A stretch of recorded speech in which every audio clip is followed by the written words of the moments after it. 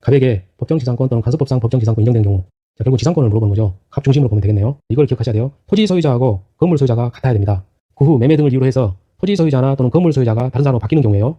그 경우에는요, 건물을 유지하는 방향, 즉 건물 소유자, 건물주를 위해서 판단하는 게 바로 지상권입니다. 즉 관습법상 법정지상권이든 법정지상권이든 건물주를 위한 거예요. 즉 건물 소유자를 위한 겁니다.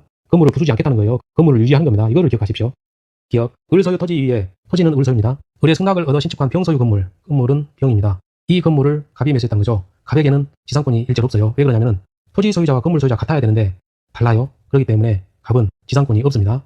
니은 을 소유 토지랍니다. 그 위에 갑과 을이 건물을 공유했다는 거죠. 즉 공유입니다. 건물의 공유예요. 그 경우 토지에만 저당권 설정했다가 경매로 병이 토지 소유권 취득했다. 즉 저당권 실행에 따른 경매네요. 따라서 이런 경우에는 법정지상권의 성립 문제죠. 기억의 경우에는요, 관습법상 법정지상권의 성립 문제였고요.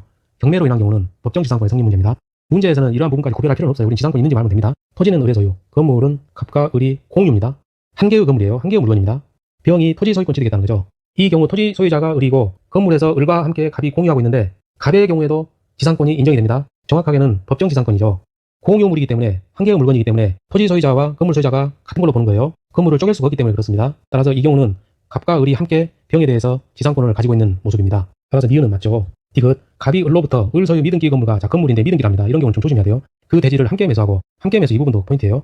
대지에 관해서만 소유권 이전 등기를 했다. 을로부터 미등기 건물을 샀다고 했으니까 당초에는 미등기 건물인데 을 소유였죠. 그리고 을로부터 대지 같이 샀다고 했으니까 토지 역시 을 소유였어요. 갑이 함께 샀다고 했어요. 그러면은 미등기 건물하고 대지를 일괄 매수한 겁니다. 한 방에 샀다 이 소리입니다. 그러면은 갑 이렇게 표시할 수가 있죠.